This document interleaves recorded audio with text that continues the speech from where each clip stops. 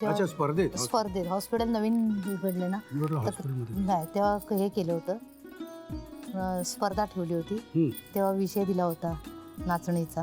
बर बर, ते पण झालं.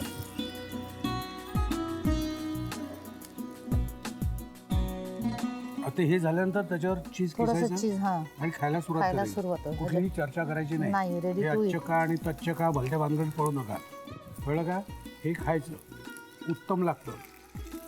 आता याच्या जागी तुम्हाला दुधीच्या जागी दुसरं काही घालायचं असेल तर दुसरं काय घालू शकतो आपण? काही घालू, भाज्या काही घालू शकतो. भाज्या काही घालू शकतो. हां, शेवटी पौष्टिक आहे, पौष्टिक काहीतरी दिलंच पाहिजे ऑइली खाण्यापेक्षा. हां मग कळलं?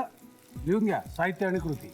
लाल भोपळ्याची टिक्की करण्यासाठी लागणारं साहित्य: उकडून कुस्करलेला बटाटा, कुस्करलेलं पनीर, कॉर्नफ्लोअर, किसलेला लाल भोपळा, किसलेला दुधी भोपळा, किसलेला कोबी, बारीक चिरलेली हिरवी मिरची, काळी मिरी पूड, लिंबू, मीठ, बारीक चिरलेली कोथिंबीर आणि चीज. कृती: प्रथम एका बाउलमध्ये कुस्करलेला बटाटा घेऊन त्यामध्ये कुस्करलेलं पनीर, 1 चमचा कॉर्नफ्लोअर, किसलेला लाल भोपळा, दुधी भोपळा, कोबी, बारीक चिरलेली हिरवी मिरची, काळी मिरी पूड, मीठ, लिंबाचा रस आणि बारीक चिरलेली कोथिंबीर घालून सर्व मिश्रण नीट मळून घ्यावं. तयार मिश्रणाला चपटा आकार देऊन मध्यभागी हलक्या हाताने छिद्र पाडून घ्यावं. पॅन मध्ये तेल गरम करून टिक्की शॅलो फ्राय करून घ्यावी.